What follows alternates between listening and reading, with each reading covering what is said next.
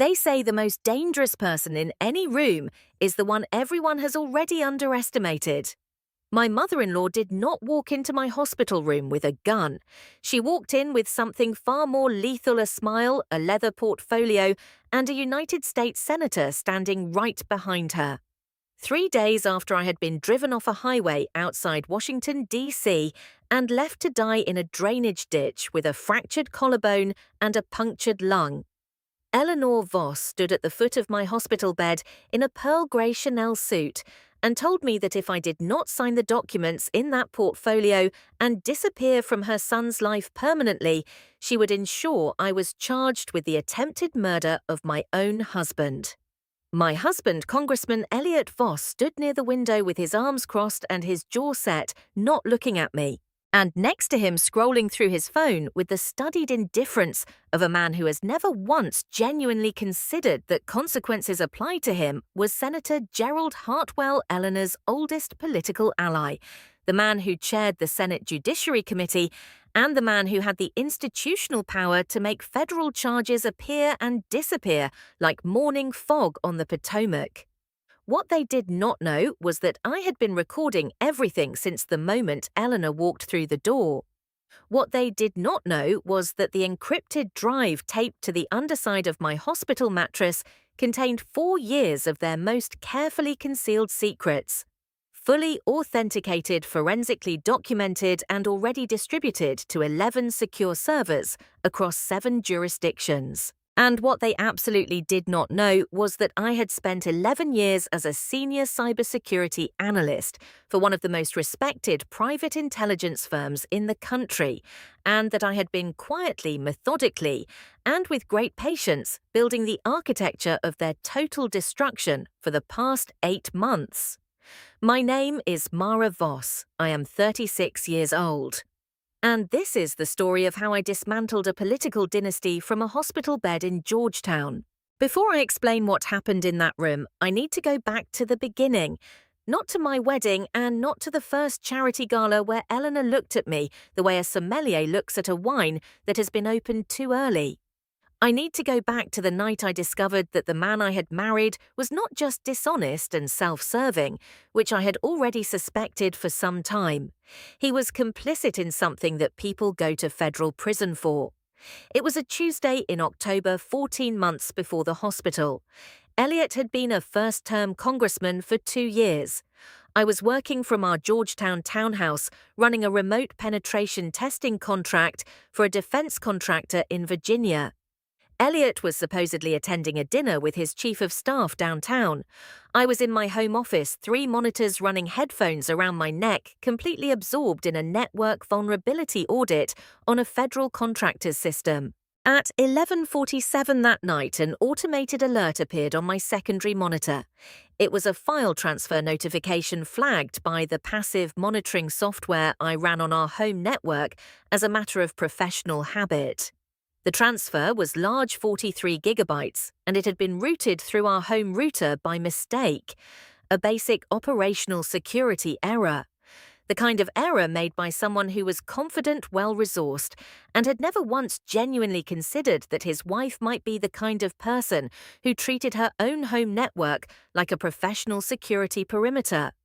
The file was encrypted with a commercial-grade cipher, strong enough to stop most people entirely. I was not most people. I did not open it that night. I copied it to an air-gapped drive, physically disconnected the drive, and spent the following week cracking the encryption in a secure partition on a machine that had never touched the internet. I worked in 2-hour sessions late at night after Elliot was asleep in the same focused and methodical way that I approached every technical problem without urgency and without emotion, because urgency and emotion are the 2 things most likely to make you make mistakes you cannot take back. On the 8th day, the archive opened. I sat in front of that screen for a very long time. What I found was not a single crime. It was a system. 7 years of coordinated financial fraud, structured across a network of shell companies, 31 separate entities registered in Delaware, Wyoming, Nevada, and the Cayman Islands.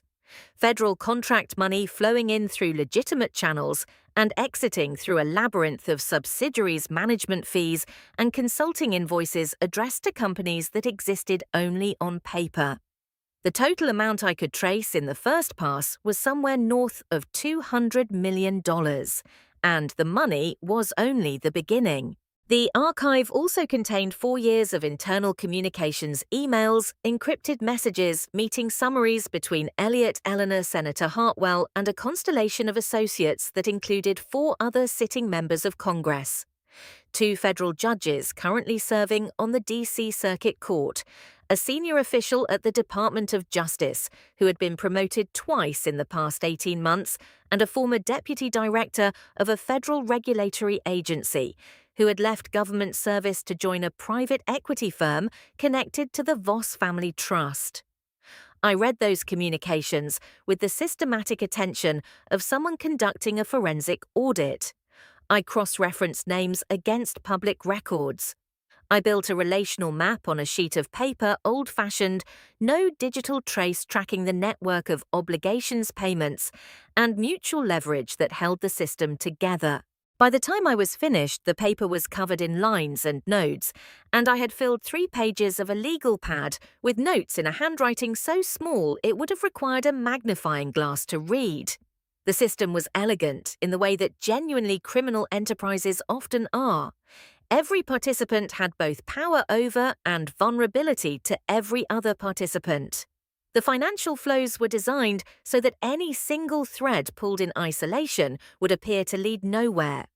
Taken together in the specific order that the archive laid them out, they told an unambiguous story. But the financial fraud was not what made my hands go completely still on the desk at 2 a.m. What stopped me was a folder buried at the very bottom of the archive's directory structure, labeled with a date string that meant nothing on its face. Inside that folder were dossiers. Not the financial kind, not opposition research, something more deliberate and more clinical than that. There were 11 files. Each one was a comprehensive personal destruction package, assembled on an individual who had at some point in the past 4 years represented a potential threat to the network's security.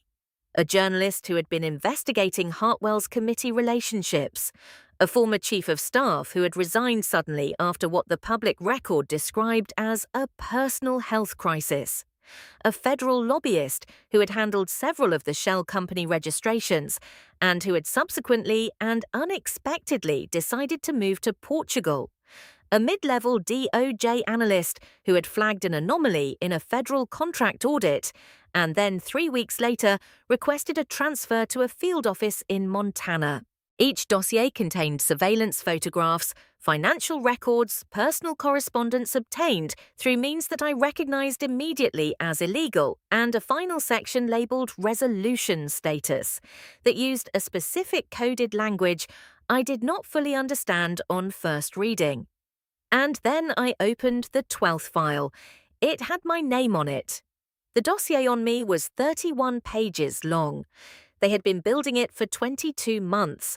They had my professional history, my security clearance records, my financial accounts, transcripts of conversations I had not known were being recorded, and interviews conducted with former colleagues under false pretenses that I could identify because 3 of those colleagues had mentioned the conversations to me at the time, framed as routine professional reference checks. They had commissioned a psychological profile. It was authored by a credentialed clinical psychologist whose name I did not recognize. The profile characterized me as exhibiting paranoid ideation, difficulty with interpersonal boundaries, a pattern of perceived persecution in professional settings, and a history of impulsive decision-making under stress. None of those characterizations were accurate. Every single one of them was exactly what you would want documented in advance if you intended to use a woman's mental health history to discredit her testimony in a legal proceeding. The last section of my dossier was labeled Resolution Status Pending. I sat very still for a long time. Then I closed the archive, put the air-gapped drive in a fireproof lockbox in the back of my closet behind a box of winter coats, and went to bed. Elliot was sleeping when I climbed in beside him. I lay in the dark and listened to his breathing and thought about the 11 years I had spent learning to read networks, the way information flows through them, the way vulnerabilities accumulate, the way systems that appear impenetrable from the outside are always exploitable through the human nodes that operate them. I thought about the resolution status labels in those 11 dossiers. I thought about the journalist, the chief of staff, the lobbyist now living in Portugal. I thought about my own file and the words pending sitting at the end of it. And I made a decision. I was not going to panic. I was not going to confront Elliot. I was not going to approach law enforcement, not yet. Not until I understood exactly how deep the network's reach extended into the institutions I would need to trust with what I had found. I was going to do what I had been trained to do. I was going to build something they could not dismantle. Her name was Dominique Okafor, and she was the best analyst I had ever worked alongside in 11 years of professional intelligence work. We had met at the firm in our second year assigned to the same threat assessment team for a contract that required both of us to be awake for most of 72 consecutive hours. The kind of circumstances that either create genuine trust between people or reveal that no genuine trust is possible. In our case, it created the former. We worked together for 6 years, built a professional shorthand so efficient that we could communicate the essential elements of a complex technical problem in fewer words than most people use to order coffee, and developed the specific kind of friendship that forms between people who have seen each other at their most exhausted, most pressured, and most human. We had a falling out 3 years ago, a contract dispute that was in retrospect about professional pride more than anything substantive. We had not spoken since. I drove to Baltimore on a Wednesday morning, told Elliot I had a client meeting in Annapolis, and sat across from Dominique at a table in the back of a coffee shop near her office in Fells Point. She had started her own forensic cybersecurity practice.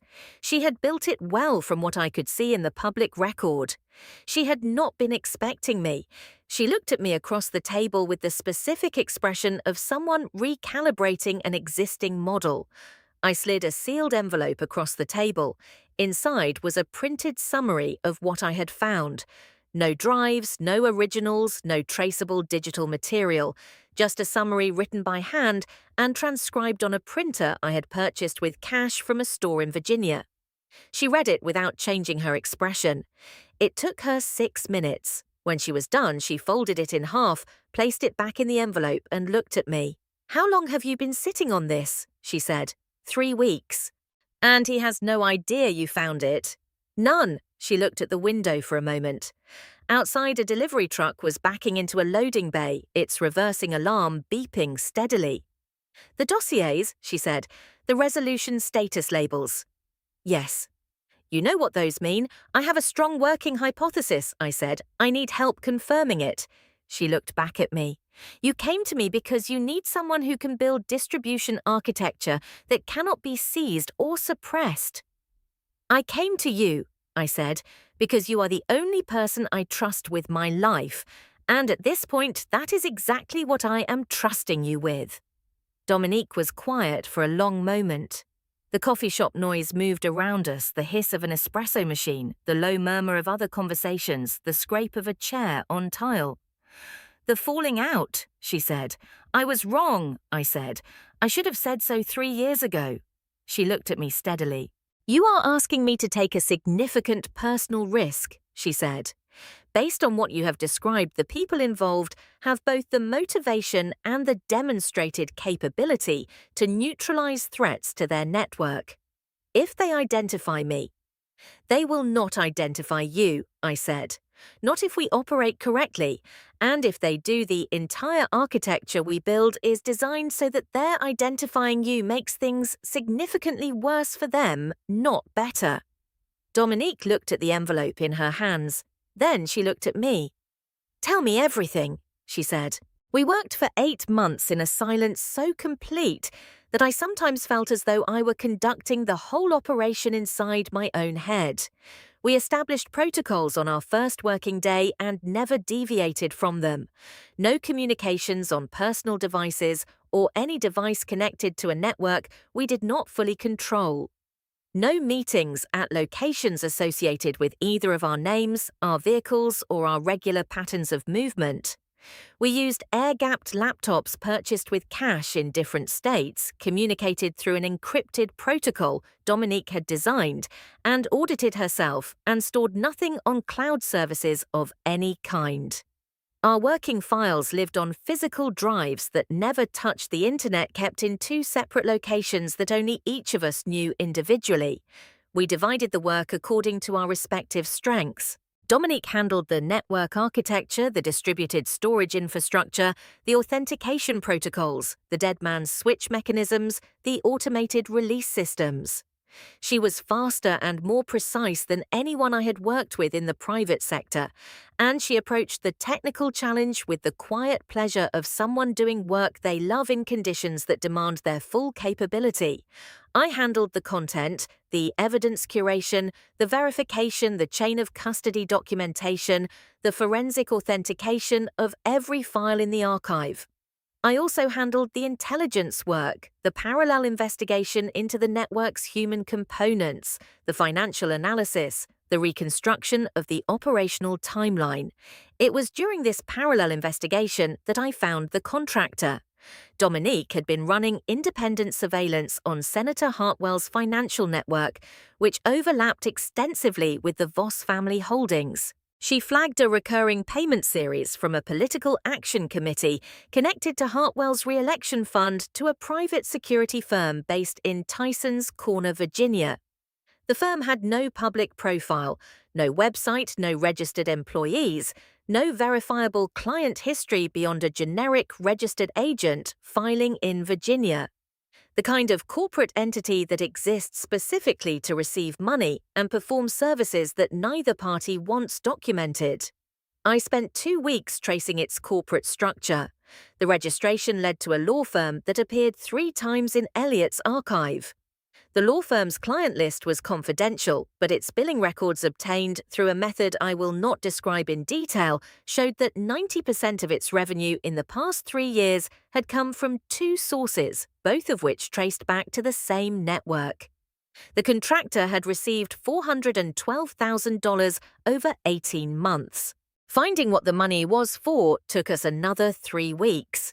The answer was in the metadata of an encrypted communication thread between Hartwell's chief of staff and the contractor's listed principal, a man named Reeves, who appeared nowhere in public records, and whose photograph, which Dominique eventually located through a biometric cross-reference of security footage from 3 different federal buildings, matched no known individual in any database we could access through legitimate means. The communications used the internal language of operational security professionals, clipped euphemistic reliant on pre-established code terms that would mean nothing to an outside reader. But I had spent 11 years reading exactly this kind of language on behalf of intelligence clients, and the meaning was not opaque to me. Legacy risk events was their term for individuals who had accumulated enough knowledge of the network's operations to represent a structural threat. Resolution was their term for neutralizing those individuals. I cross-referenced the names from the 11 dossiers against Public Records News Archives and the contractor's payment timeline. A chief of staff named Warren Gould, who had resigned from Hartwell's office after what the public record described as a single vehicle accident on a dry road in Maryland 2 years ago. He had survived, but sustained a traumatic brain injury that had ended his professional career.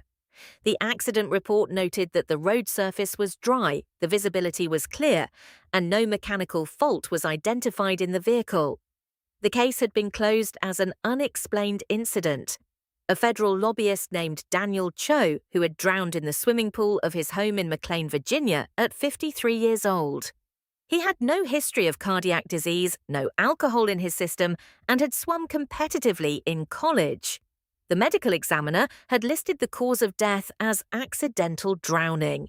The case was closed. A journalist named Rachel Obi, who had been investigating Hartwell's committee dealings for a national publication. She had been killed by a hit-and-run driver outside her apartment in Arlington 14 months ago. The driver had never been found. The case was open and inactive. I sat with those three names for a long time: Warren Gould, Daniel Cho, Rachel Obi. Rachel Obi had been 31 years old. She had a daughter who was 4. I felt something move through me that I did not immediately have a word for. Not grief exactly, because I had not known her. Something colder and more durable than grief. The kind of feeling that does not burn and does not fade, and that becomes over time a source of very precise and very focused energy. I went back to my work. 7 months into the investigation, I told Dominique I had decided not to approach federal law enforcement. She opposed this decision with a force and persistence that I respected entirely, because her arguments were sound and her concerns were legitimate. She laid out the case for going to the FBI in 3 separate conversations over the course of a week. She was right that the evidence was strong. She was right that the appropriate channel for this kind of material was a federal law enforcement agency, with the authority and resources to act on it effectively. She was also right that delaying increased the risk to both of us. I listened to every argument, and then I explained why I disagreed. Senator Hartwell chaired the Senate Judiciary Committee. His documented relationship with the director of the FBI's Washington field office spanned 12 years and included 3 documented instances of professional intervention on the director's behalf at critical points in his career. 2 of the federal judges whose names appeared in the payment ledger sat on the D.C. Circuit Court, which handled appeals from exactly the kind of federal proceedings a case of this nature would generate. The DOJ official in the archive had oversight authority over the division responsible for investigating public corruption in the Mid-Atlantic region. The network was not just powerful, it was specifically and deliberately positioned to surveil and intercept exactly the kind of approach I would be making. If I walked into a federal building with this evidence before the architecture around it was completely sealed and distributed, there was a meaningful probability, not a remote one, a meaningful one that the evidence would be seized under a national security pretext, that I would be charged under the fabricated psychological profile already assembled in Eleanor's files, and that Dominique would spend the next decade defending herself against criminal prosecution with resources she did not have. Rachel Obi had been a journalist with a major publication, institutional support, and a documented public record of her investigation. She had been killed outside her apartment building. I was not going to hand 1,400 pages of authenticated evidence to an institution with demonstrated compromise and hope that the right people saw it before the wrong ones did. What I needed was a mechanism so widely and irrevocably distributed that no single legal maneuver, no single institutional intervention, and no single legacy risk event could contain it. What I needed was leverage, the specific kind of leverage that does not require you to win a confrontation, but simply makes the cost of confrontation prohibitive for the other side. Dominique understood this argument. She did not fully agree with it, but she understood it, and she was too good a strategist to continue opposing a decision once its logic had been fully articulated. "Then we build the kill switch properly," she said. "Yes," I said, "and we build it to survive anything that could happen to either of us." "Yes," I said, "including the scenarios we do not want to think about." "Especially those," I said. It took us 6 weeks to build the distribution architecture. The evidence package in its final form ran to 1,437 pages of documents, plus approximately 9 hours of audio recordings, 6 hours of video footage, and a forensic financial analysis that Dominique and I had co-authored over 3 months of evenings and weekends. Every element had been authenticated according to the standards of federal evidence admissibility. Every file carried a cryptographic hash that would allow any competent forensic analyst to verify that it had not been altered since the moment of capture. The chain of custody was documented in a separate 112-page report that tracked every access, every transfer, and every copy made of every piece of evidence from the moment I first opened the archive. It was by any objective professional assessment the most thoroughly constructed evidence package I had ever built. Cleaner and more airtight than most of the intelligence products I had delivered to government clients over 11 years of professional work. The distribution architecture itself was Dominique's masterpiece. The package lived on 11 servers across 7 jurisdictions, 3 in the United States and 1 each in Germany, Iceland, Switzerland, and Singapore. Each server was operated by a different hosting entity with no cross-jurisdictional relationship to any other. The automated release protocols were keyed to a rolling 72-hour verification cycle. Every 72 hours, both Dominique and I were required to enter separate authentication codes from separate devices. If either code was not entered within the window, the release sequence initiated. If either of us entered a specific duress code, instead of the regular authentication, the release sequence initiated immediately. The 34 recipients were selected with the same methodical care we had applied to everything else. 4 federal prosecutors serving in jurisdictions: Southern District of New York, Northern District of Illinois, Western District of Texas, and the District of Massachusetts, with no documented professional relationships with anyone in the network. 7 investigative journalists at major national publications, selected based on their documented record of covering public corruption and their institutional relationships with legal teams capable of protecting them from suppression efforts. 3 non-profit oversight organizations with established legal resources and public interest mandates. 11 sitting members of Congress from both parties selected because they had no connection to the network and had publicly stated positions directly contrary to Hartwell's committee agenda, people for whom this material would be both credible and politically useful to act upon. We also retained 3 private attorneys in 3 different states, each holding a sealed physical copy of the package, with instructions to open it only upon receiving explicit authorization from both Dominique and me, or upon receiving confirmation of either of our deaths, incapacitation, or arrest. The kill switch went live on a Thursday evening in late September. I sat in front of my laptop in my home office and entered the first authentication code and watched the green confirmation light populate across the monitoring interface. Somewhere in Baltimore, Dominique was doing the same. I sat back in my chair. The architecture was complete. The evidence was distributed. The release mechanism was live and self-sustaining. There was no server to seize, no single point of failure, no jurisdiction in which a court order could stop what we had built from functioning exactly as designed. For the first time in 8 months, I allowed myself to feel something that was not the controlled, focused attention of a person managing a complex technical operation. I felt ready. The following morning was a Friday. I told Elliot over breakfast that I was going to drive to Middleburg, Virginia, to visit a college friend who had recently moved there. He was distracted. He had a committee hearing in the afternoon and was reviewing briefing materials on his tablet, and he nodded without really registering what I had said. I kissed him on the cheek with the specific care of a person who is performing an action rather than feeling it, picked up my bag and walked out of our Georgetown townhouse. The drive to Middleburg on Route 50 takes about an hour in normal traffic. I had driven it twice before on previous visits, and I knew the road well enough to have noted in the abstract professional way that I noted these things about familiar routes, that there was a stretch roughly 40 minutes out of the city where the highway camera coverage had a gap, a 2-mile section where the nearest camera was positioned facing the wrong direction for the prevailing traffic flow. I was in that stretch of road when the black SUV appeared in my rearview mirror. I recognized what was happening before it happened.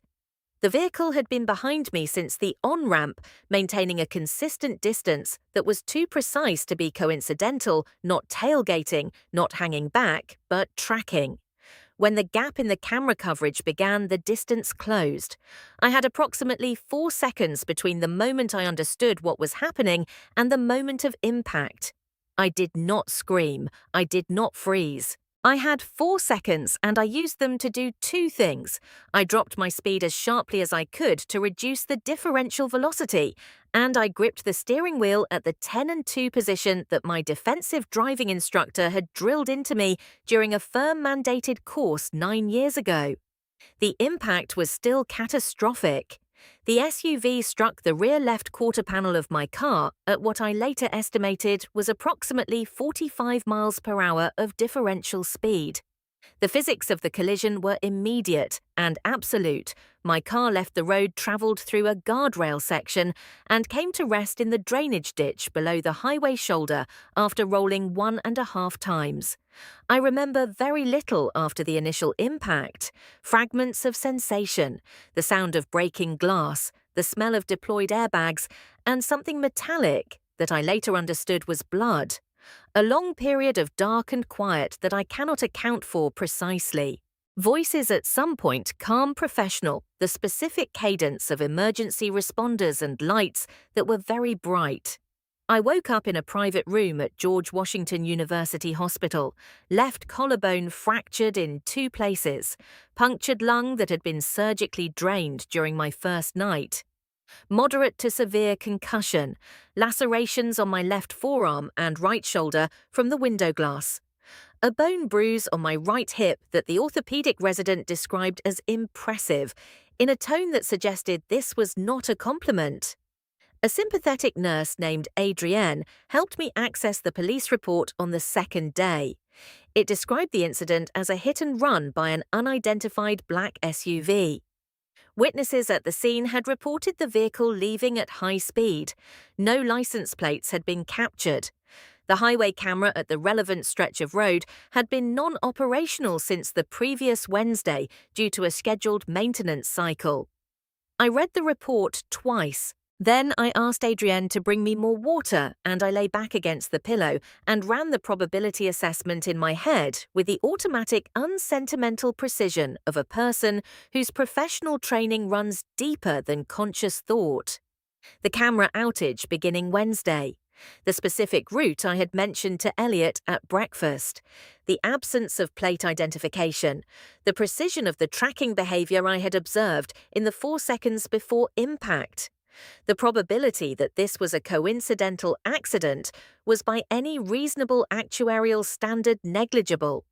They had tried to kill me. They had failed. Which meant 2 things with equal certainty.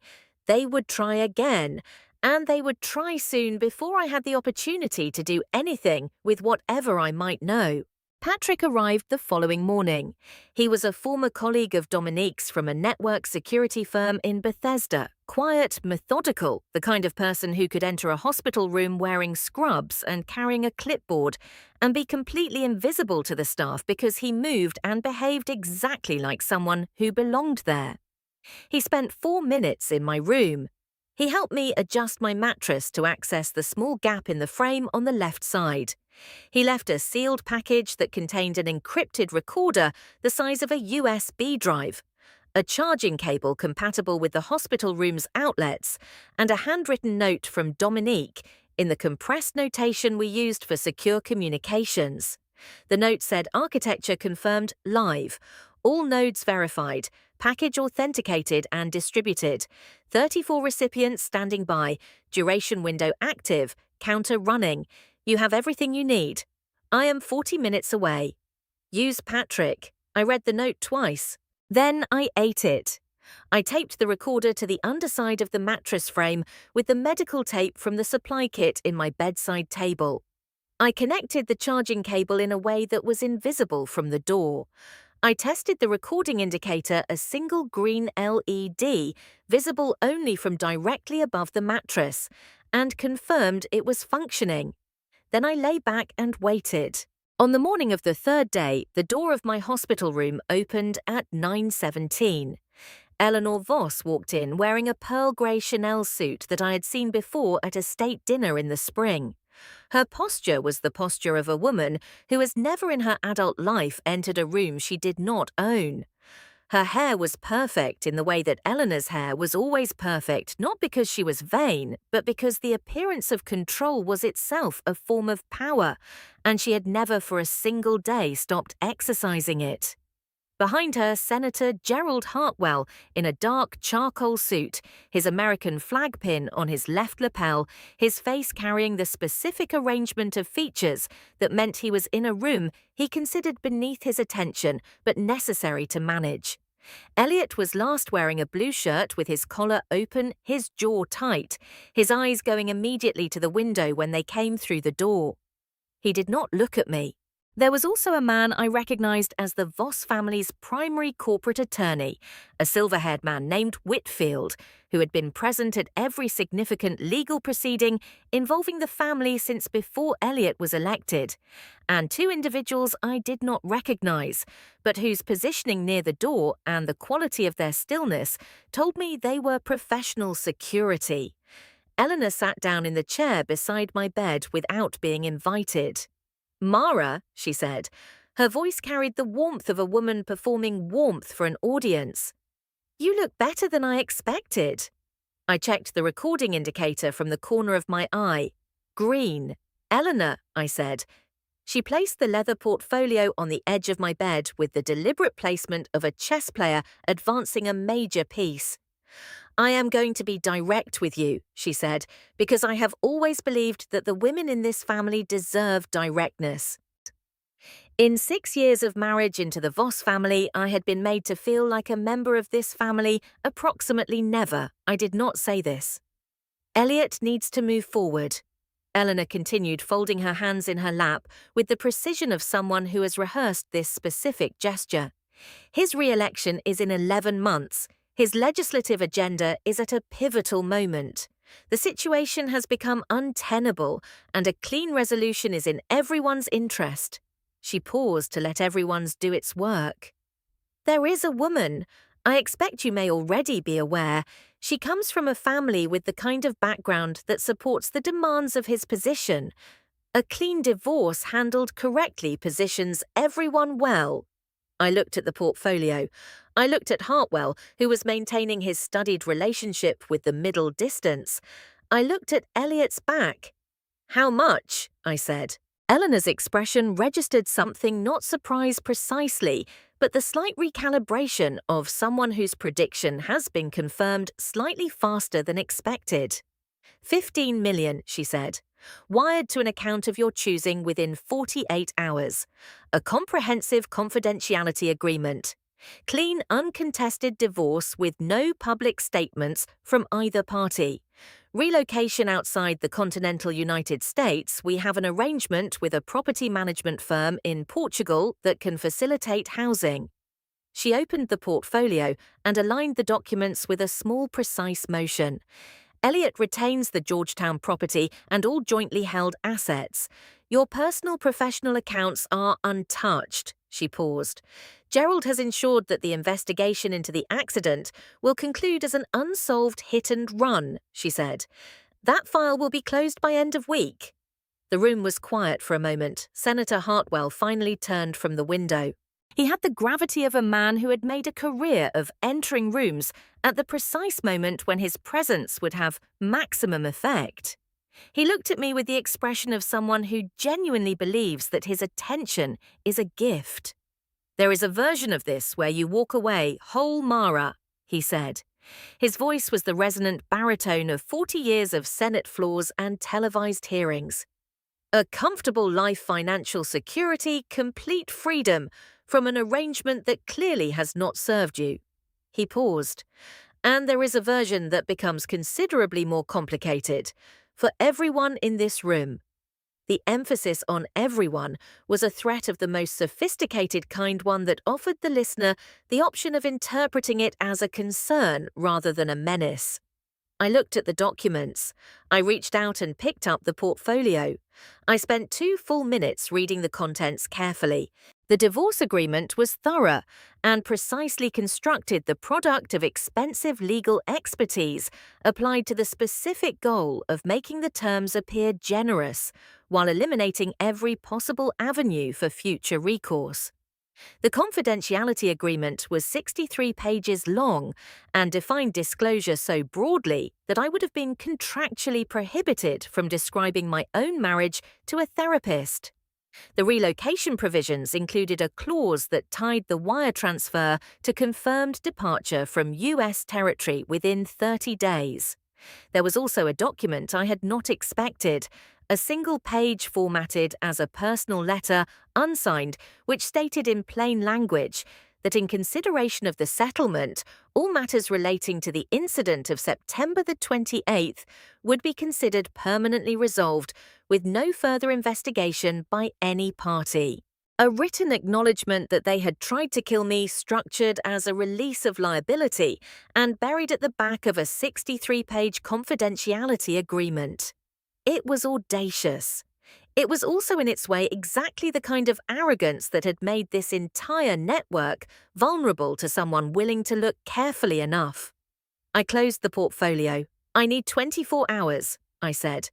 Eleanor's eyes narrowed by a very small degree. Why?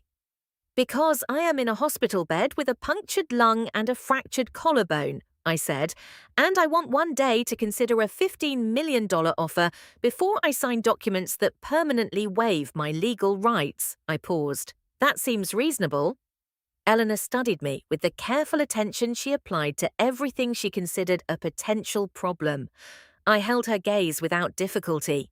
I had been performing this specific version of myself, the slightly overwhelmed, slightly pragmatic woman, making a rational calculation for 8 months. It was not difficult. It was a role I understood completely.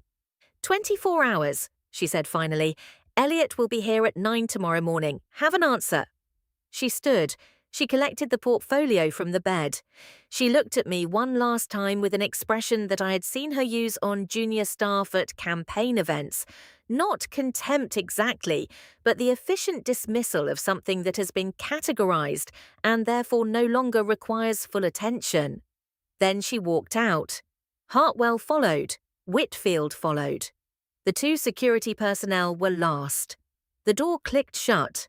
I waited 30 seconds. Then I reached under the mattress and checked the recording indicator. Green. Solid green. Every word of the preceding 28 minutes authenticated and time-stamped, already syncing to Dominique's secure server through the protocol Patrick had set up. I lay back against the pillow. I looked at the ceiling for a long time. Then I reached for the call button and pressed it. When Adrienne appeared in the doorway, I asked her if she could arrange for the occupational therapy team to visit in the afternoon. I needed to demonstrate sufficient hand function to justify a voluntary discharge request. She looked at me with the expression of a nurse who has seen many things and has stopped being surprised by most of them. Of course, she said. Dominique arrived 4 hours later. She came through the service entrance wearing scrubs and carrying a clipboard with the practiced invisibility of someone who has spent years understanding that belonging is primarily a performance of confidence rather than a product of authorization. She locked the door of my room, checked the window, swept the room with a signal detector she produced from the clipboard's underside, and sat down. The recording cleared, she said. Authenticated and distributed within 6 minutes of the sync. Hartwell's statement about closing the accident investigation is on record with full context. The SUV footage, I said, pulled 48 hours before the incident. She said it with the flat precision of someone reporting a completed task, but I saw the specific quality of focus in her eyes that meant what she had found mattered. The vehicle appears in 3 frames from a traffic camera 6 miles from the impact site. Partial plate front quarter, visible specific damage pattern on the driver's side mirror consistent with a previous incident. She paused. The partial traces to a registration in Virginia. The registrant is a shell company. The shell company traces to the same law firm that appears 3 times in the archive. The room was quiet. Same contractor, I said. Same methodology, same operational signature. She looked at me steadily. Mara, these are the same people who killed Rachel Obi. I know, I said, which means the remaining dossier files the resolution status labels on the others. I know, I said again. We sat with that for a moment. What do you need in the next 20 hours? Dominique asked. 2 things, I said. First, I need the full financial architecture of the Voss family trust, not the public filings, the actual structure, the offshore layers, the PAC connections, the real estate holdings, the complete map. I have most of it already, she said. I can have the full reconstruction by 6 this morning. Second, I said, I need you to find the woman. Dominique looked at me. Eleanor said there is someone appropriate for Elliot's position, I said. In the Voss family's operational language, appropriate means instrumentally useful, which means she is either from a connected family or she is being positioned as part of a transaction. Either way, I need to know exactly who she is, what she knows, and what her relationship to the network actually is. Why? Dominique said. Because if she knows what the network does, I said, she is either a victim or a participant, and I need to know which one before tomorrow. Dominique nodded slowly. She stood and picked up her clipboard. One more thing, she said, pausing at the door. The occupational therapy request. Patrick told me. I need to be ambulatory by 9 tomorrow morning, I said. She looked at me for a moment.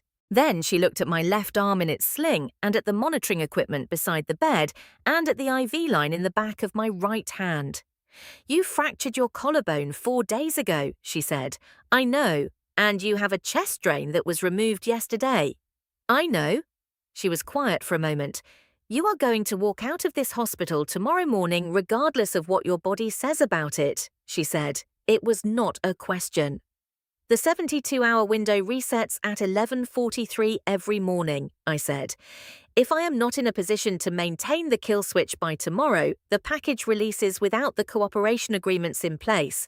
Without the agreements, the release is legally powerful, but strategically incomplete.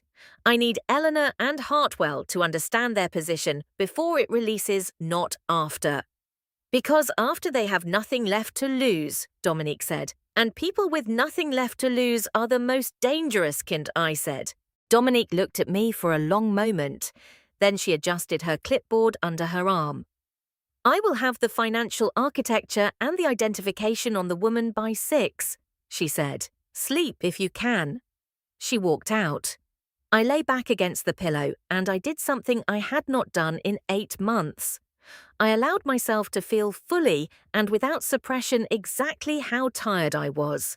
Not of the work, not of the careful, sustained, exhausting discipline of operating in complete silence for 8 months while living with the person I was investigating, but tired in the specific way of someone who has been carrying a weight that was never theirs to carry and has finally arrived at the moment when they can set it down. Rachel Obi had a daughter who was 4 years old. She would be nearly 6 now. She had grown up without her mother because the people in that portfolio had decided that one journalist's investigation was an unacceptable risk to their financial architecture. I thought about that for a long time in the dark. Then I closed my eyes. Elliot arrived at 8:50 a.m. the following morning. He came alone, which I had anticipated.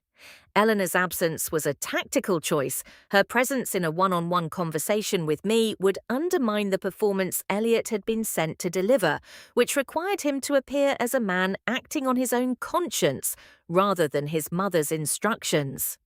Eleanor understood this. She was, as I had always known, an exceptionally capable strategist. It was simply that her capabilities had never, until now, been directed at a problem she could not solve with money influence or the accumulated leverage of decades in the right rooms. Elliot stood inside the door for a moment. He was wearing a grey suit and a burgundy tie I had given him for our 4th anniversary. I noted the tie with the detached interest of a person observing a detail in a document. It was a deliberate choice, and it was meant to do specific emotional work, and it told me something about the version of this conversation he had prepared. He sat down in the chair beside my bed. "Mara," he said. His voice was soft and weighted with the carefully calibrated texture of a man who is performing contrition. I want you to know that I never wanted any of this to happen. I know, I said. He looked slightly thrown by my agreement. He had expected resistance or tears or the controlled anger of a wronged spouse. The quiet acceptance of a woman who is simply waiting was not the register he had prepared for. What my mother arranged, he said carefully. The offer, the circumstances. I want you to know that Elliot, I said, who was driving the SUV. The silence that followed was the specific kind that occurs when a person's body receives information that their mind has not yet caught up to. He did not move. He did not look up from his hands. But something in the architecture of his posture shifted a small involuntary tightening across his shoulders that I recognized from years of professional training in reading exactly this kind of micro-response. "What SUV?" he said. His voice was flat. "The one registered to the contractor your mother retained at $412,000 over 18 months, I said. The one that drove me off Route 54 days ago. The one operated by the same people who arranged Warren Gould's accident, Daniel Cho's drowning, and Rachel Obi's death." Elliot looked up. I watched his face go through several stages very quickly: surprise assessment, the specific recalibration of someone revising a threat model in real time, and arrive at a place of very careful stillness. "You found the archive," he said. 8 months ago, I said.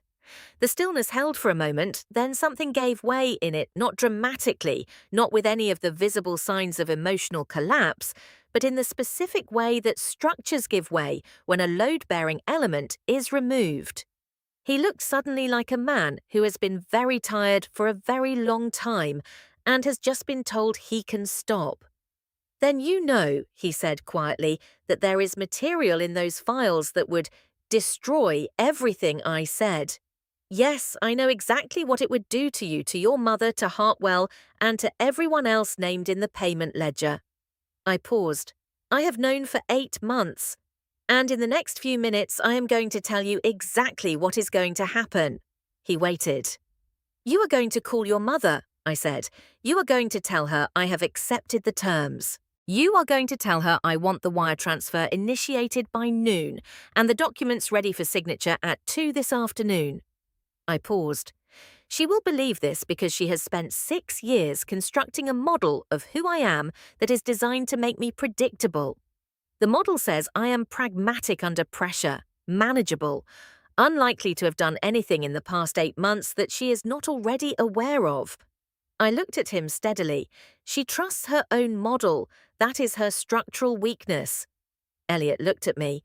"And when she arrives at 2, he said slowly, you are going to show her something she is not expecting." "Yes," I said. "What?" "The architecture of everything she is about to lose," I said, "in sufficient detail that she understands resistance is not a viable option." He was quiet for a moment. "The FBI," he said. "Not yet," I said. "Not until the cooperation agreements are in place." "And if she refuses to cooperate?" "Then the release is automatic," I said. 1,400 pages of authenticated evidence distributed simultaneously to 34 recipients, including 4 federal prosecutors in jurisdictions outside her network. 7 investigative journalists and 11 members of Congress who have spent their careers opposing everything Hartwell has built. I paused. "She cannot suppress a simultaneous release to 34 recipients. She does not have that reach. No one does." Elliot stared at the window. "Mara," he said. His voice had shed the last of its performance. What was left was something more stripped and more genuine, the voice of a man who has run out of roles to play. "I did not know about Rachel Obi. I want you to know that. Whatever Gerald and my mother decided the contractor what they used it for, I was not informed of specific operations." "But you knew about the contractor," I said. He did not answer. "You knew about the contractor," I said again gently, "and you chose not to know what it was retained to do, which is its own kind of knowledge, Elliot." He looked at the floor. "You have 2 options," I said. "You cooperate full testimony to the federal prosecutor I have identified outside Hartwell's jurisdiction, and you accept the negotiated terms that will keep you out of a federal penitentiary. Or you walk out of this room right now and in 72 hours you find out what it looks like when 1,400 pages of authenticated evidence reaches every desk simultaneously. The room was very quiet. Elliot looked at his hands for a long moment. Then he took out his phone. "I will call her," he said. He made the call. His voice shifted back into the register he used with Eleanor, measured slightly deferential the careful performance of a son managing a powerful mother. He told her I had accepted the terms, that I wanted the transfer by noon and the documents ready for 2. The call lasted 4 minutes. He ended it and set the phone on the arm of the chair. "She is pleased," he said. "I imagine she is," I said. "She will be here at 2. She is bringing Hartwell." "I know," I said. He looked at me for a long moment. "You have been planning this since October," he said. "Yes." "While living with me?" "Yes." "While having dinner with me? While attending campaign events? While—" "Elliot," I said quietly. He stopped. "Call your attorney," I said. "Not Whitfield. Someone outside your mother's network. Tell them you are cooperating with a federal investigation and you want a proffer agreement in place before the end of the day." He nodded. He stood up. He walked toward the door and then paused with his hand on the frame. He did not turn around. "For whatever it is worth," he said, his voice very quiet, "I am sorry for all of it. For what I was, for what I let happen." I looked at his back. "It is not worth very much right now," I said. "But I heard you." He walked out. Eleanor arrived at 2:00 exactly. She came with Hartwell and Whitfield, and without the 2 security personnel from the previous morning, which told me that she had assessed the situation and concluded that physical intimidation was no longer a useful instrument. She was wearing dark navy today. She moved through the door with the same contained authority she brought to every room, but there was something slightly different in her bearing, a quality of focused attention that had not been present the previous morning. She had won as far as she knew, but she was a precise enough strategist to know that concluded negotiations still required careful administration. She sat down, she opened the portfolio, she aligned the documents and placed a pen on top of them with the efficiency of a woman managing her schedule. "The wire is processing," she said. "It will clear by 4 this afternoon. Sign the documents today and you will have confirmation by evening." I did not pick up the pen. I reached under my pillow with my good arm and produced a sealed envelope. I placed it on top of the documents. Eleanor looked at it. "Is it?" Then she looked at me. A very specific and very controlled recalibration moved through her eyes, the expression of a person who has just encountered an element that was not in their model. "What is that?" she said. "Open it," I said. She picked up the envelope. She opened it with efficient, practiced motion. She unfolded the single sheet inside and read it. I watched her face. Eleanor Voss had, in 30 years of high-stakes political and corporate life, developed a facial composure that was genuinely remarkable. I had watched her receive bad news at campaign events, at board meetings, at private dinners. And I had never once seen her composure break in a way that was visible to the room. What I saw now was not a break. It was something more precise and more telling. The specific measurable change in a person's complexion when their circulatory system redirects resources in response to a threat assessment that has just been catastrophically revised. She lowered the paper. "Where did you get this?" she said. "I built it," I said, "over 8 months, with help from a colleague whose technical capabilities significantly exceed those of anyone currently on your payroll." Hartwell stepped forward. Eleanor held the paper against her chest. "What does it say?" Hartwell demanded. "It is a summary," I said, answering for her. "The full package runs to 1,400 pages. It is currently distributed across 11 servers in 7 jurisdictions, with an automatic release protocol keyed to a 72-hour verification cycle. The summary lists the 34 recipients who will receive the complete package automatically if the cycle is not maintained." Hartwell reached past Eleanor and took the paper. He read the first paragraph. He looked up. For the first time in the years I had known him, through campaign events, through state dinners, through the specific performances of power that constituted his professional life, Senator Gerald Hartwell looked genuinely structurally afraid. "This is extortion," he said. "No," I said. "Extortion requires extracting something you are not entitled to.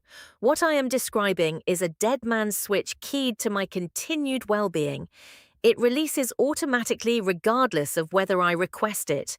I cannot stop it if I am moved, charged with a crime declared incompetent, or involved in another accident on another highway." I held his gaze. "The only scenario in which it does not release is the one in which I remain alive, free, and in full possession of my faculties." The room was very quiet. Eleanor set the paper down. "You cannot distribute those files," she said. Her voice had found a new register, lower stripped of its social architecture, something harder and older underneath. "The national security implications alone were created by the people in this room," I said, "when they used federal contract funds to build a private corruption network and retained a security contractor to murder the people who discovered it." I paused. "I am a cybersecurity professional who spent 11 years working intelligence contracts. I know exactly which elements of the archive constitute genuine national security material and which constitute evidence of criminal conspiracy. The package was curated accordingly. What releases does not compromise any active operation or any innocent individual." Eleanor's hands were very still on the edge of the portfolio. "What do you want?" she said. "Cooperation agreements," I said, "signed by both of you today in the presence of the federal prosecutor I have identified. She is in the Southern District of New York. She has no professional relationship with anyone in your network. You will attend voluntarily, or the release initiates immediately, and the terms of what follows will be determined by 34 other people rather than by me." Hartwell made a sound that was not quite a laugh. "You are one person in a hospital bed." "I am one person in a hospital bed who built a distribution architecture that your legal team cannot suppress, your security contractor cannot destroy, and your political connections cannot contain." I said, "What I am is irrelevant. What I built is the only thing that matters now." The silence in the room had the specific quality of a space in which the available options have all been assessed and none of them are acceptable. Eleanor looked at the summary sheet. Hartwell looked at Eleanor. Whitfield had not moved or spoken since entering the room. "I need to make a call," Eleanor said finally. "You have 1 hour," I said. "Then I need the commitment."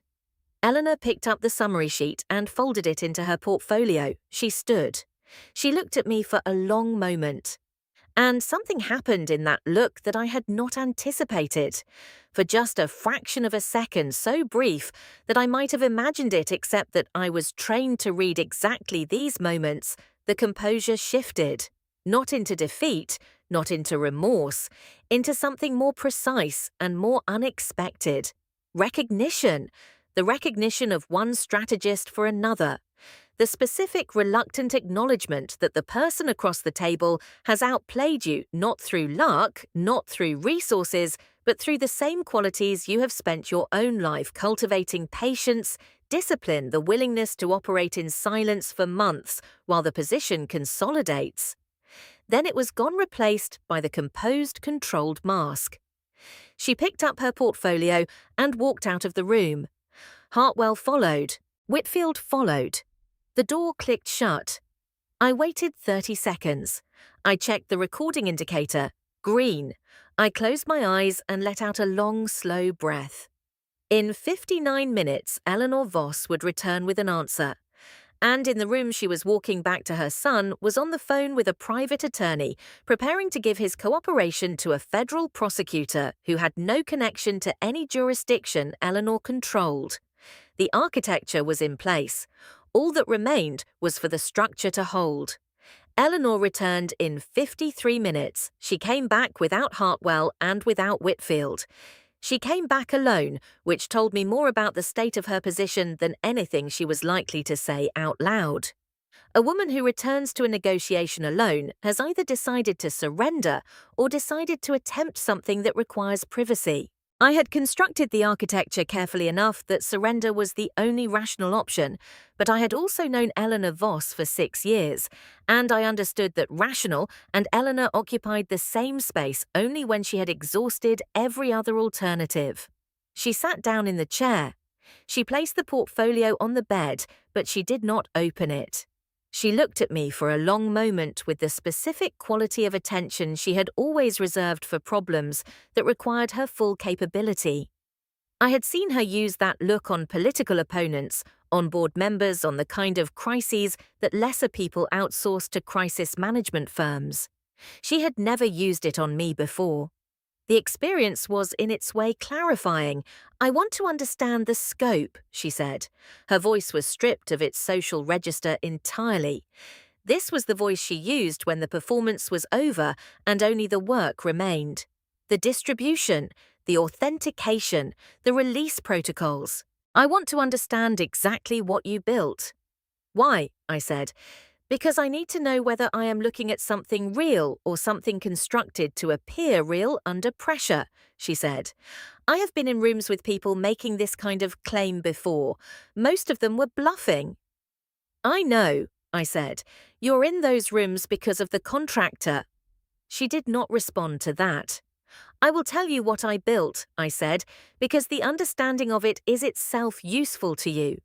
The more clearly you understand the architecture, the more clearly you understand why the cooperation agreements are your only viable path." I laid it out. Not every technical detail that was not relevant to her, but the structural logic. The 11 servers, the 7 jurisdictions, the authentication cycle, the 34 recipients, the dead man's switch conditions, the sealed physical copies held by 3 private attorneys in 3 states. The way the authentication worked at the individual level so that no single person's incapacitation could be used to trigger a release, but any single person's incapacitation could not prevent one either. Eleanor listened without interrupting. She was the best listener I had ever been in a room with. It was one of the things I had genuinely respected about her in the early years before I understood what she used that listening for. When I finished, she was quiet for a moment. "The journalist whose byline I keep seeing in the recipient list," she said, "Marcus Webb. He has been trying to develop a source on Gerald's committee for 2 years.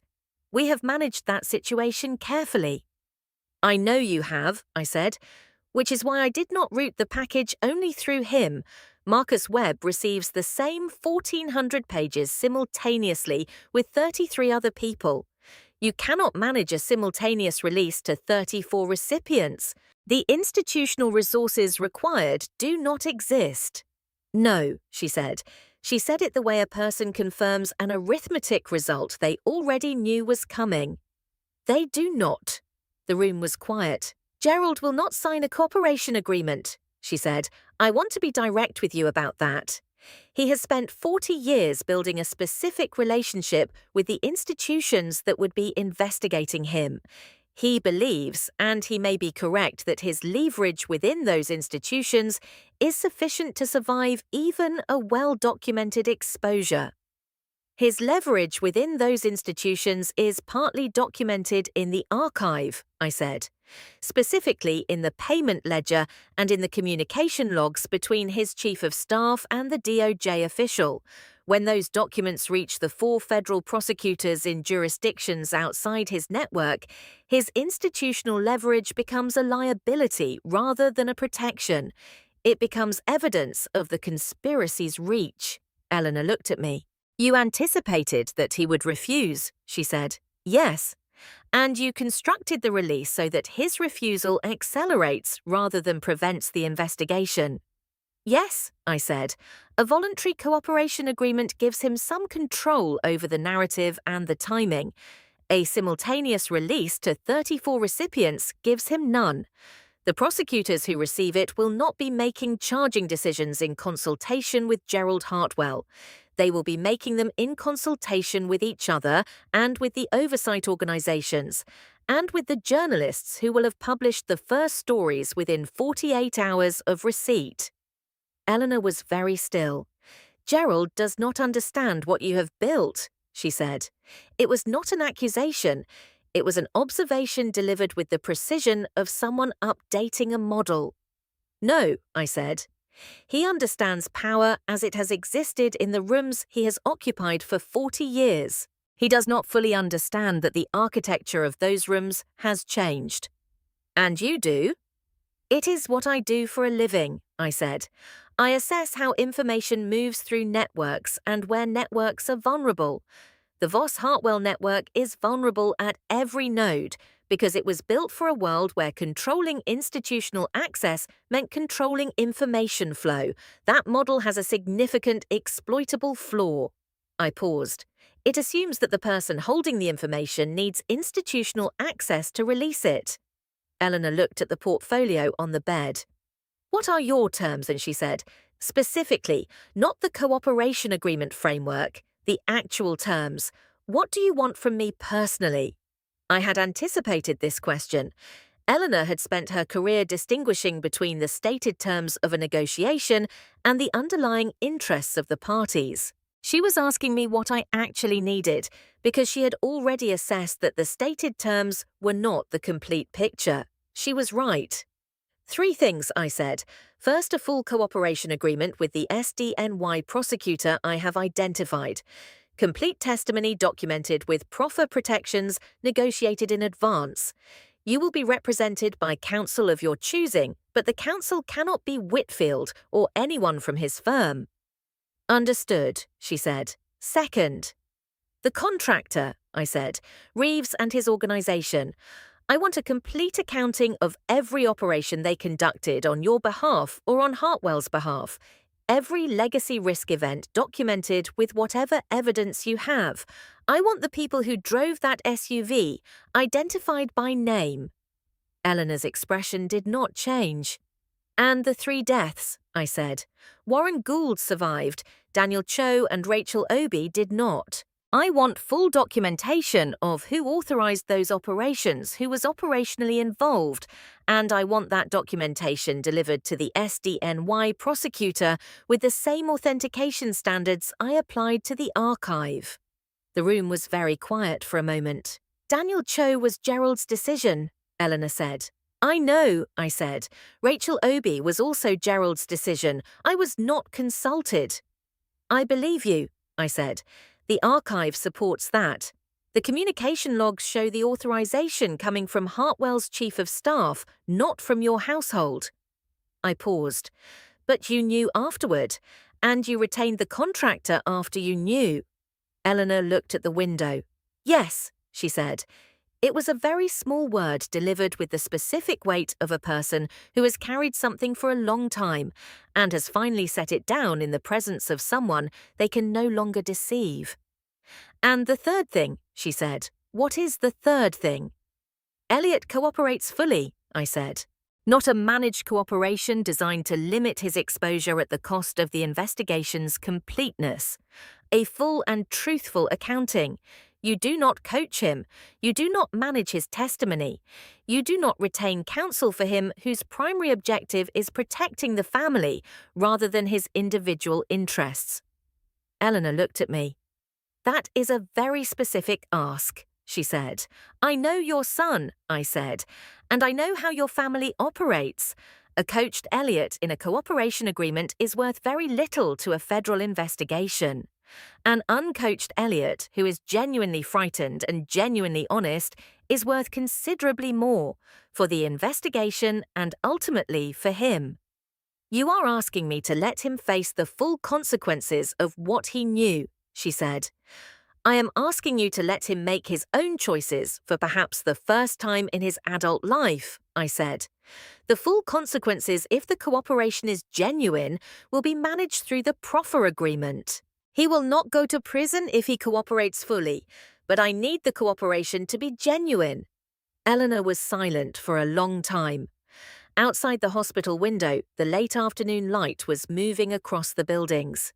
The particular golden quality of Washington autumn light, which I had always found beautiful, and which I noticed now with the heightened attention of a person who has spent the past 4 days lying in a hospital bed, cataloguing the details of the world around her. "All right," Eleanor said. She said it simply and without drama. The decision had clearly been made during the 53 minutes she was absent from the room, and what she was doing now was confirming it rather than reaching it. "I want 2 things in return," she said. "This is not a reciprocal negotiation," I said. "I know," she said. "I am not negotiating. I am informing you of 2 things I need you to understand before we proceed." She looked at me steadily. "The first is that there are elements of the archive that relate to ongoing intelligence operations. Not Elliot's corruption, not Gerald's fraud, legitimate operations that were conducted through mechanisms that overlapped with the family network without the knowledge of the intelligence agencies involved. If those elements are released without a security review, people who have nothing to do with what we did will be placed at risk." I had known about this. The archive contained 3 files that I had flagged during the curation process as potentially sensitive from a genuine national security perspective. I had excluded them from the release package specifically because of this, and the forensic documentation of the exclusion was part of the authentication record. "Those 3 files are not in the release package," I said. "They are in a separate secured archive that I will turn over directly to the relevant intelligence agency under independent legal supervision after the cooperation agreements are in place. They will not be released publicly under any circumstances." Eleanor studied me. "You found them," she said. "Yes." "And you excluded them?" "Yes." "Before I said anything about them?" "Yes," I said, "because I know what I am doing." Something shifted almost imperceptibly in Eleanor's expression. Not warmth and not respect in any conventional sense, but the specific acknowledgement of a professional encountering a standard of work that meets their own. "The second thing," she said, "Caroline." I waited. "There is a woman," Eleanor said. "Her name is Caroline Mast. She is 31 years old. She is a policy advisor in Elliot's office. She has been involved with Elliot for approximately 14 months. Eleanor paused. "She is not what you may think she is. She came to me 6 months ago. She told me she had discovered something in Elliot's files that frightened her. She did not know the full scope, but she knew enough to understand that she was in a situation she had not consented to be in." I was quiet. "I told her to be patient," Eleanor said. "I told her it would resolve itself. I told her she was protected." Eleanor paused. "I was not truthful with her. I was managing her. I did not want her to act independently before I had determined what the correct resolution was." "She is not part of the network," I said. "No," Eleanor said. "She is not. She is a young woman who made a poor personal decision and then found herself in possession of dangerous information with no safe way to act on it." She looked at me. "I am asking you not as part of any agreement, not as a term, simply as a direct request from me to you. I would like her to be protected. I would like the investigation to treat her as a witness rather than a subject." I looked at Eleanor for a long moment. "I will speak to the prosecutor about her," I said. "I cannot make commitments about how the investigation treats people I have not assessed directly, but I will speak to the prosecutor." Eleanor nodded. She picked up her portfolio. She stood. She looked at me one last time. "I want to say something to you," she said, "not as a term and not as a performance, simply as a statement." I waited. "I built this network over 30 years, she said. "I built it because I believed that the kind of power required to protect the things I cared about required resources that the formal structures of democratic process could not reliably provide. I believed that the people inside the network were the right people and that the people outside it did not fully understand what was required." She paused. "I was wrong about some of that. I was wrong about Daniel Cho and Rachel Obi. I was wrong about Elliot, who should have been built differently. And I was wrong about you." She held my gaze. I assessed you as manageable, as someone whose capabilities were professional rather than strategic, as someone who would ultimately measure her options in the terms I provided rather than in terms she constructed herself. She picked up her portfolio. I was wrong, she said again. Then she walked out. Dominique arrived 20 minutes after Eleanor left. She came through the service entrance again, Scrub's clipboard, the practiced invisibility. She locked the door and sat down and looked at me with the expression she used when she needed to deliver information that had a specific gravity. The woman, she said, Caroline Mast. Eleanor told me about her, I said. There is something Eleanor does not know, Dominique said. I found it this morning. Caroline Mast has been maintaining her own record. I looked at her. For the past 8 months, she has been systematically copying files from Elliot's office server to an encrypted personal drive. Operational schedules, communication logs, financial summaries that crossed her desk as policy briefings. She did not know what she had exactly, but she knew she needed to document it. Dominique paused. Her encryption is competent but not professional.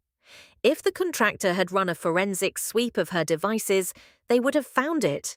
They did not run a sweep, I said. No, because Eleanor told them she was managed. Dominique looked at me steadily. She was not being managed, Mara. She was doing exactly what you would have done in her position. I sat with this for a moment. Where is she now? I said. Her apartment in DuPont Circle. She has not been to the office since the accident. Dominique paused. I think she knows what happened to you was not an accident. I think she has been waiting for something to happen that would tell her what to do next. Can you reach her safely? I said. Yes. Tell her I want to speak with her, I said. Not through an intermediary, directly.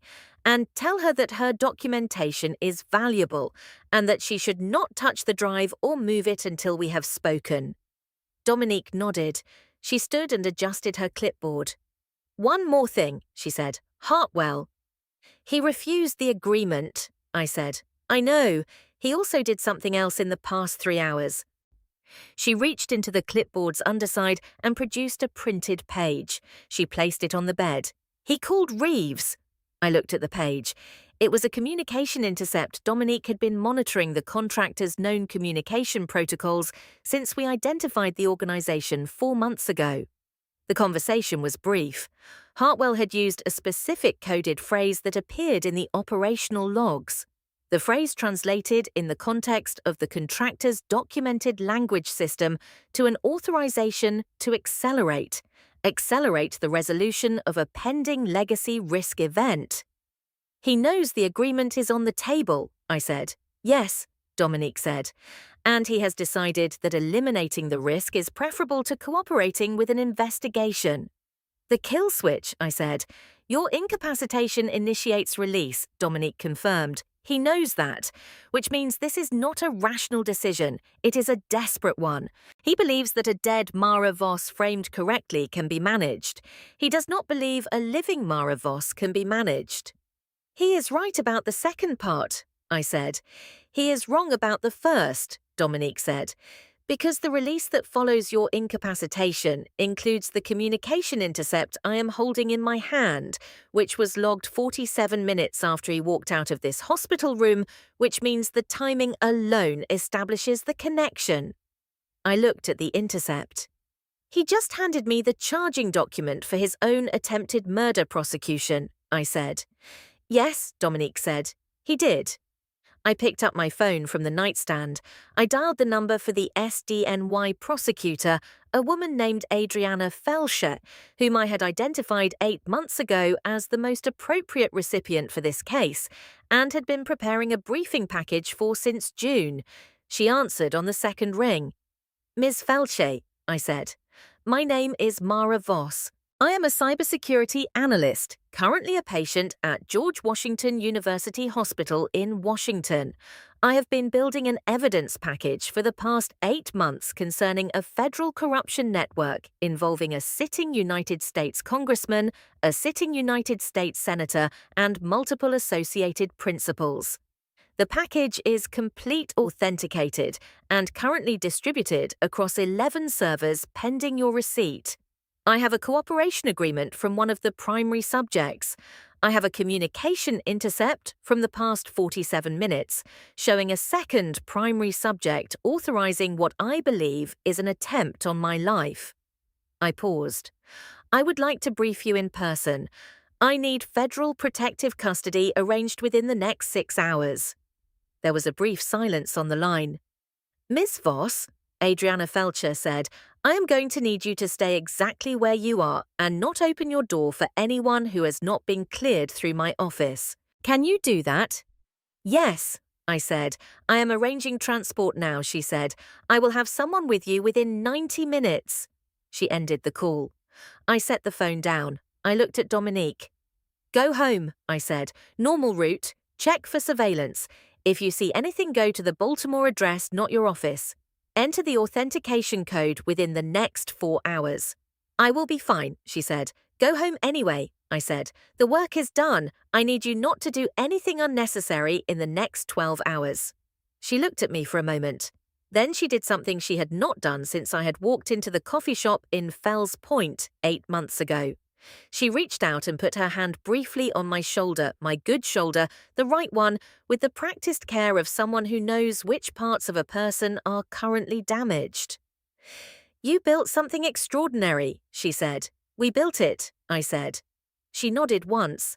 She picked up her clipboard, and she walked out. The federal agents arrived in 81 minutes. They were not the Washington field office. Felcher had been precise about that routing through a regional coordination protocol that bypassed the D.C.-based offices entirely. 2 agents from the Baltimore field office, 1 supervisory agent from the SDNY, and a U.S. Marshal, whose role was specifically the physical security of my person and my location. They swept the room, they swept the corridor, they checked the monitoring systems and the access logs for the floor. The marshal took up a position outside the door that was going to make the nursing staff's evening considerably more complicated. The supervisory agent from SDNYA, compact, precise woman named Agent Torres, sat down in the chair that had hosted Eleanor and Elliot and conducted the most efficient intake interview I had ever experienced, which was saying something given that I had participated in dozens of them from the other side over 11 years of intelligence work. I gave her the complete picture. All of it in the structured, sequenced format of a professional briefing, the archive, the 8 months of investigation, the distribution architecture, the cooperation agreement from Eleanor, the communication intercept from Hartwell. I provided the authentication codes for the SDNY server node, the copy of the package that had been designated for Felch's office from the beginning, and I watched Torres receive the package confirmation on her secure device and begin reviewing the index. She looked up from the device after approximately 3 minutes. This is the most organized evidence package I have received in 14 years, she said. Thank you, I said. It is not a compliment, she said. It is an observation. Who built the distribution architecture? My colleague, I said. Who will be providing her own briefing through separate counsel within the next 48 hours? Torres nodded. She looked back at the index. The communication intercept from this afternoon, she said. The Hartwell-Reeves contact. It is authenticated, I said. The monitoring protocol has a complete chain of custody from the initial identification of the contractor's communication infrastructure 4 months ago. Torres looked at me. You've been monitoring a private security contractor's communications for 4 months, she said. Yes, I said. Under what legal authority? I looked at her steadily. None, I said. Which is why the intercept itself will require independent verification before it is admissible. I am giving it to you as intelligence, not as evidence. The evidentiary value of the intercept is in its timing, relative to the hospital visit, which you can establish through independent means. The visitor logs the security footage, the authenticated recording of the meeting itself. The intercept tells you where to look. The admissible record is already there. Torres looked at me for another moment. You have thought carefully about the admissibility architecture, she said. I have thought carefully about everything, I said. She allowed herself a very small, very brief expression that was almost a smile. Then she was professional again. "We are going to need you moved to a secure medical facility tonight," she said. "Not because this location is necessarily compromised, but because the Hartwell communication changes the threat assessment. I am going to need the cooperation agreement documentation from Eleanor Voss formalized through her counsel by tomorrow morning. And I am going to need the identity of the contractor principal, though Reeves verified through independent means before we can move on the arrest warrant. Dominique has a biometric cross-reference that places Reeves in proximity to 3 federal buildings on dates consistent with the operational timeline," I said. "She will provide it through her counsel." Torres nodded. She stood. "Ms. Voss," she said, "I want to ask you one question outside the formal intake."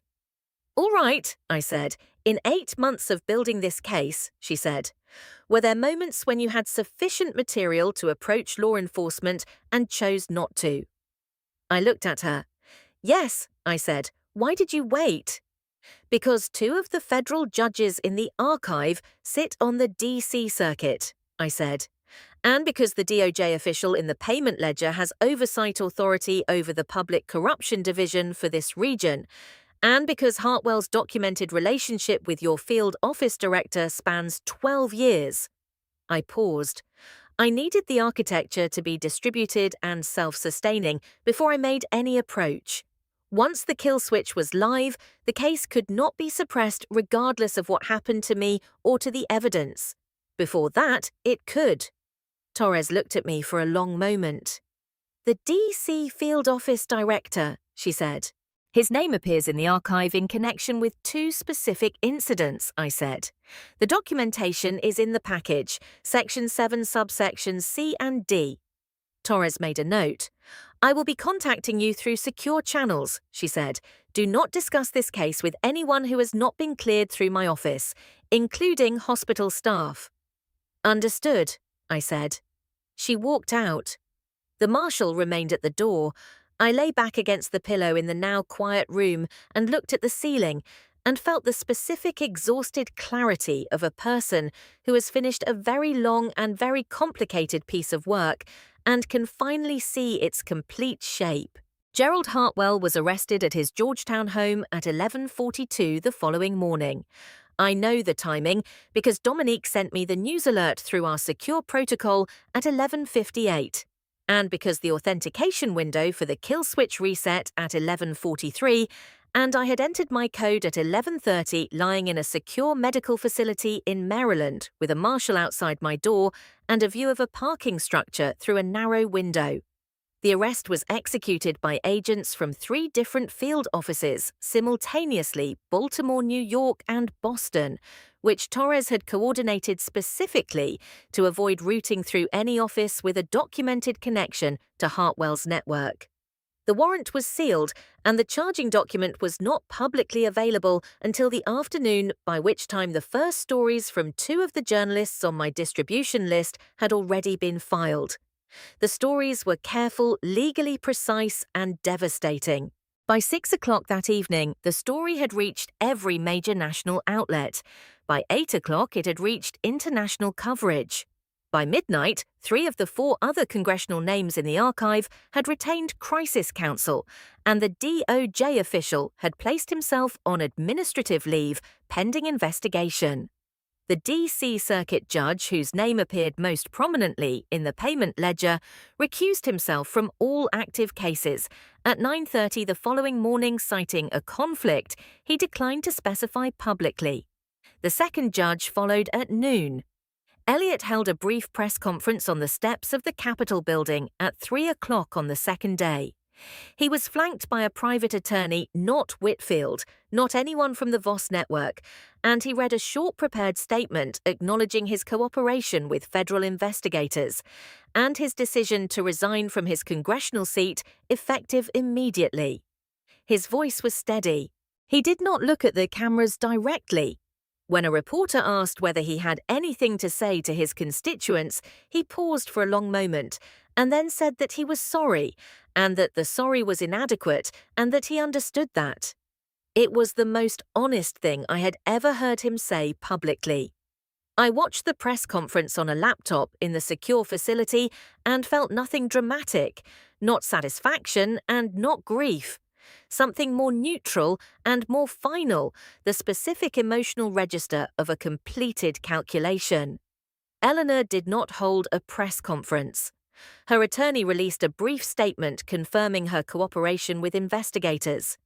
The statement used the word regret 4 times, which was 4 more times than Eleanor had used it in my presence. I did not know whether it was genuine, and I found that I did not particularly need to know. Caroline Mast came to see me on the 4th day. Dominique had facilitated the introduction, arranging the meeting through channels that Torres had cleared after a preliminary assessment of Caroline's situation and her documented record. She arrived at the secure facility with her own attorney, a woman from a public interest firm in D.C., who specialized in whistleblower protection, and she sat down across from me in the small conference room that the facility had made available for my consultations. She was 31, as Eleanor had said. She had the particular quality of composure that belongs to people who have been frightened for a long time and have learned to carry it without letting it show a composure that is not natural but constructed, maintained through deliberate effort, recognizable to me because I had worn it myself for 8 months. She placed a sealed evidence bag on the table between us. Inside was an encrypted drive. I did not know the full scope, she said. I want to be honest about that. I knew something was wrong. I knew the financial summaries I was processing did not add up to the public record. I knew Elliot was not who he presented himself as. But I did not know about the contractor. I did not know about the deaths. I know, I said.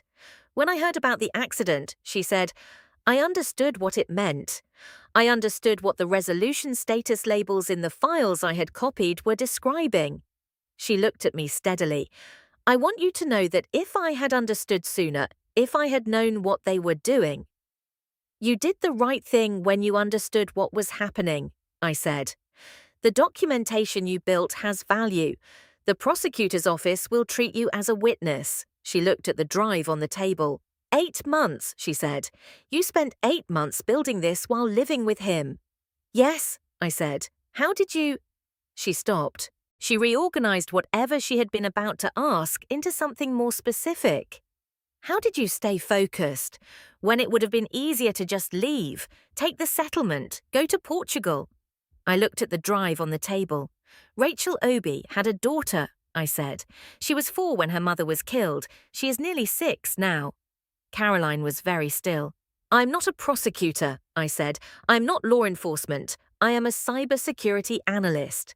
But I spent 11 years building tools to protect the integrity of systems against people who exploit them. The network Eleanor and Hartwell built is a system. It exploits every institution it touches, and it kills people who try to document it. I paused. I had the tools. I had the evidence.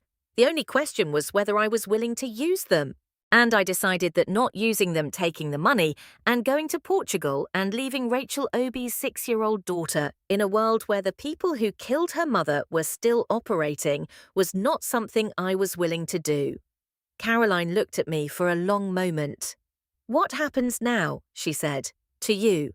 I finish recovering, I said. Then I go home. Not Georgetown, that house is being disposed of through the divorce proceedings, somewhere else. I have not decided where yet. And the work? I go back to work, I said. Different clients, different contracts, my own terms. I paused. The firm I was with for 11 years will probably offer me a consulting relationship. I will probably decline. I have been thinking about building something independent. Caroline nodded slowly. If you build something independent, she said, I would like to know about it. I looked at her. She had spent 8 months quietly, carefully, without professional training or institutional support, building a documented record of a criminal enterprise, because she understood that someone needed to, and she was the person who could. She had done it with competent encryption in circumstances where the wrong move would have ended her career at minimum and her life at worst. She had done it without knowing that anyone else was doing the same thing, without knowing whether it would ever matter. "I will let you know," I said. The federal investigation moved with a speed that I attributed partly to the quality of the evidence package and partly to the institutional pressure created by the simultaneous coverage across 7 major news outlets. When 34 recipients receive authenticated evidence on the same morning, the resulting institutional momentum has a different quality than the momentum generated by a single filing. There is no single point of suppression. There is no negotiation about timing or framing.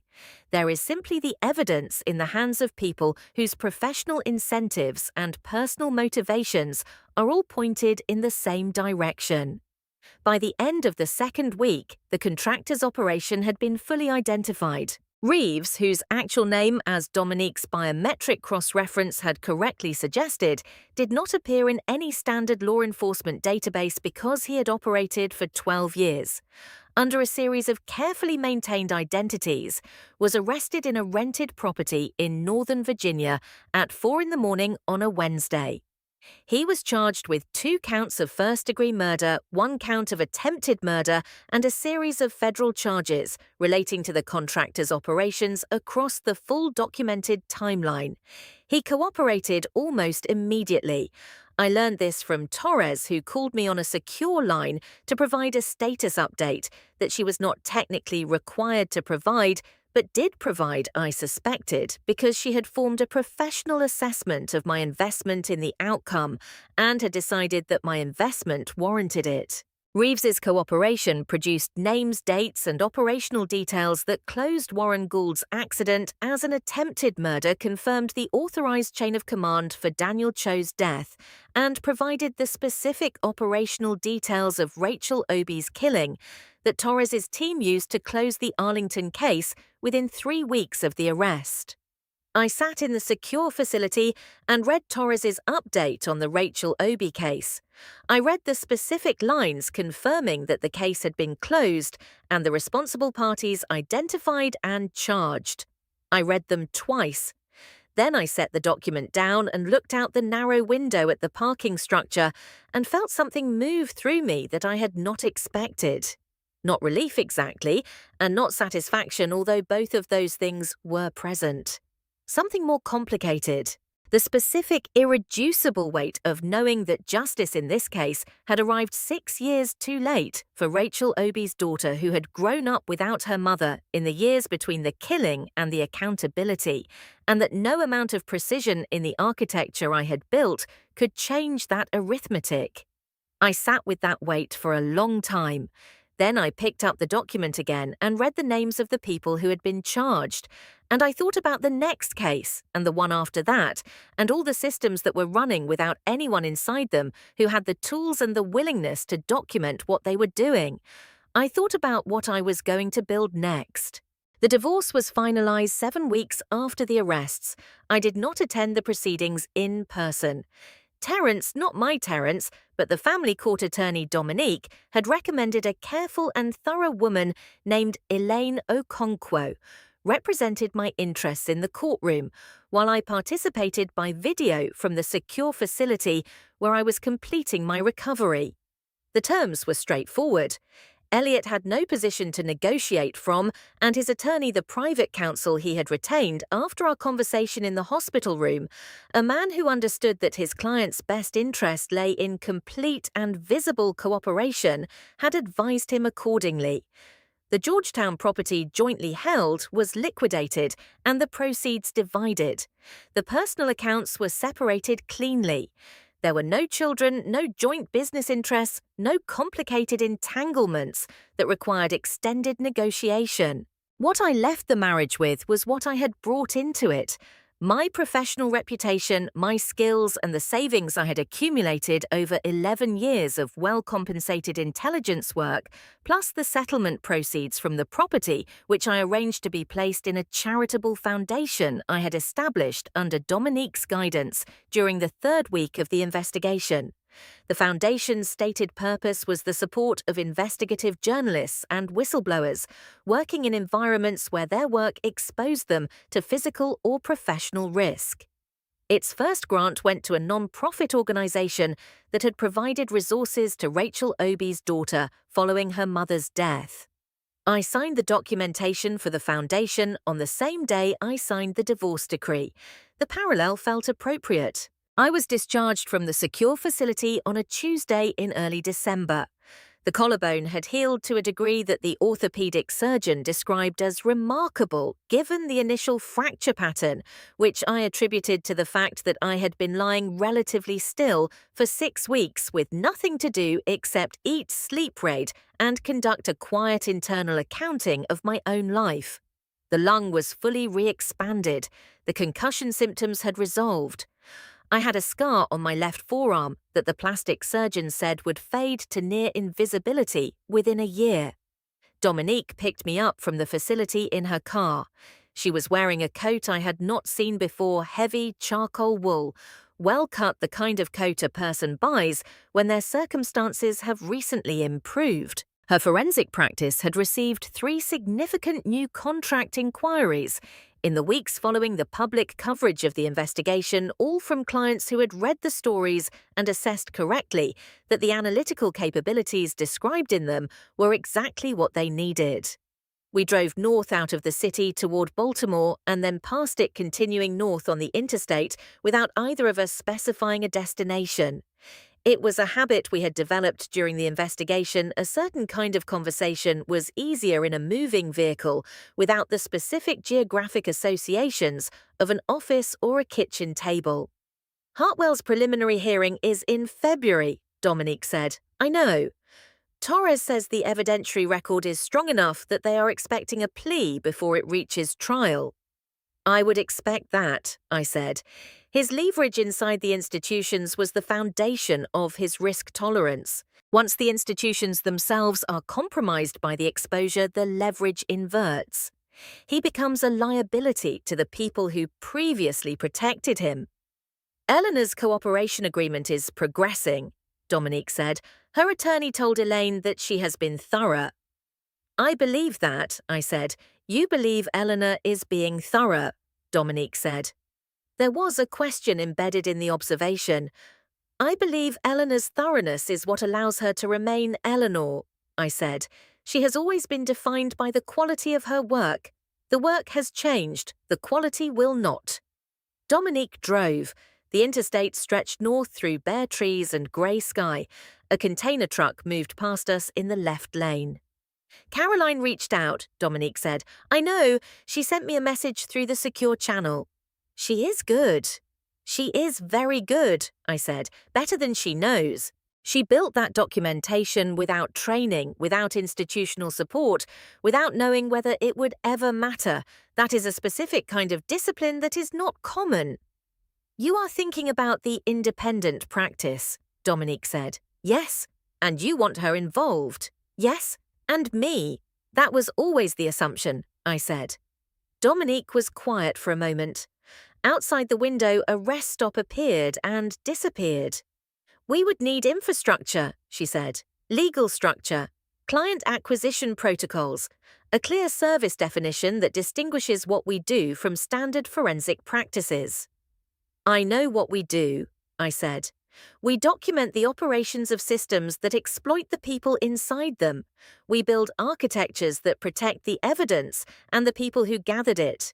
We work in the cases where the conventional channels are compromised. I paused. There are more of those cases than most people understand. There are always more of those cases, Dominique said. Yes, I said. She drove for a while. What do you want to call it? She said. I looked out the window at the bare trees moving past. I have not decided yet, I said. Something that does not describe the work directly, something structural. The work changes case to case. The architecture is the constant. Dominique nodded slowly. The architecture is the constant, she repeated. I like that. We drove north through the grey December afternoon and talked about what we were going to build. 6 months after the arrests on a warm evening in late April, I drove to a small house in Alexandria, Virginia. It belonged to a woman named Diane Obi. She was 38 years old.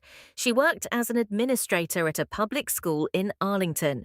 She had a daughter named Sasha, who was 6 years old, who had spent the past 4.5 years growing up without her mother and who was sitting at the kitchen table doing homework when Diane led me into the house.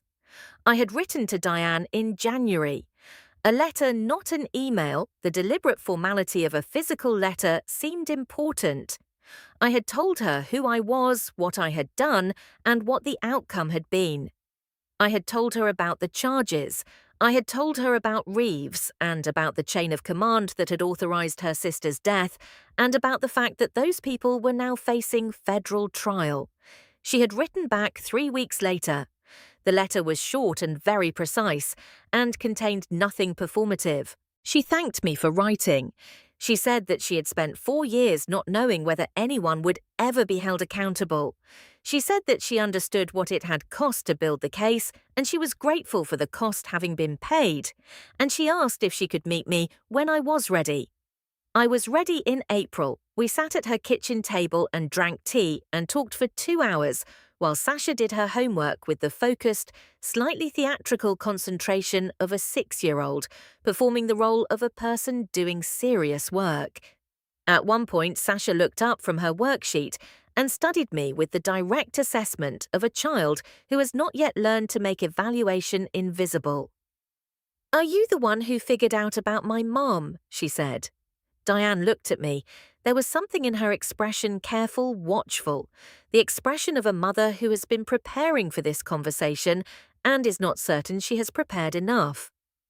"Yes," I said. Sasha considered this for a moment. She had her mother's eyes from the photographs I had seen in the archive, large, very dark, extremely direct. "My grandma says my mum was brave," Sasha said. "Your mum was very brave," I said.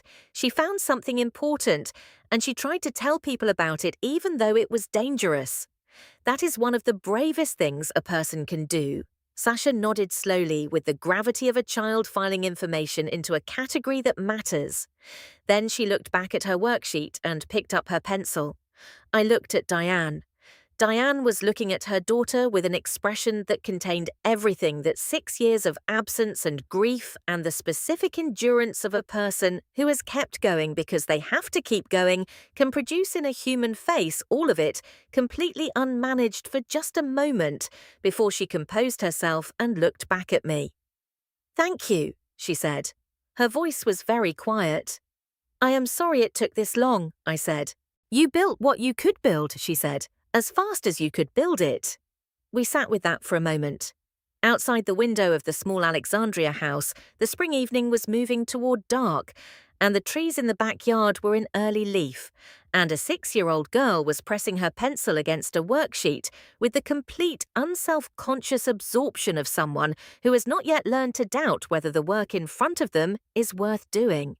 I drove home in the dark and thought about what I was going to build next. The independent practice opened its doors formally, legally, with a registered corporate structure and a website that described our services in precise and careful language on the 1st of July. Its name was Meridian Architecture. The 3 founding principals were myself, Dominique Okafor, and Caroline Mast, who had spent the intervening months completing a professional certification in digital forensics that she had characteristically passed at the top of her cohort. Our stated purpose was the documentation and preservation of evidence in cases involving systemic institutional corruption, with particular focus on the protection of whistleblowers and the construction of evidence architectures that could withstand coordinated suppression efforts. We did not advertise. We did not pursue clients through conventional channels.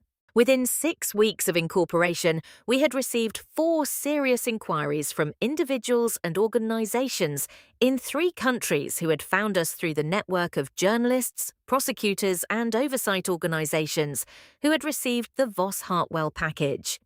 2 of those cases we accepted. 2 we declined because the requested work fell outside our defined scope. The work was difficult and quiet and precise and deeply satisfying in the way that work is satisfying when it corresponds exactly to the thing you are built to do. On a Thursday morning in September, almost exactly a year after the accident on Route 50, I sat at my desk in the office space we had leased in a building in Baltimore's Fells Point neighborhood, 6 blocks from the coffee shop where I had met Dominique for the first time after 3 years of silence, and read the coverage of Gerald Hartwell's plea agreement. He had pleaded guilty to federal conspiracy corruption of public officials, obstruction of justice, and 2 counts of accessory to murder after the fact in connection with the deaths of Daniel Cho and Rachel Obi.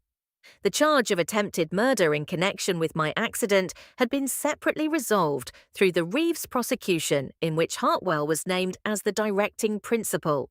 The sentencing was scheduled for November. The prosecutors had recommended 18 years. The judge had discretion, but the evidentiary record was of a quality that left limited room for interpretation. I read the plea agreement carefully, as I read every legal document carefully. Then I set it aside.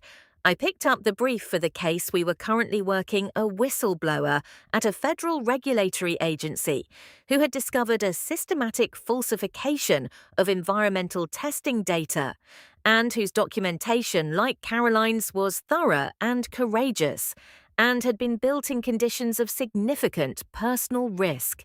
The brief needed a technical assessment of the evidence architecture she had used, and a plan for expanding it into something that could survive the institutional suppression effort that would follow disclosure.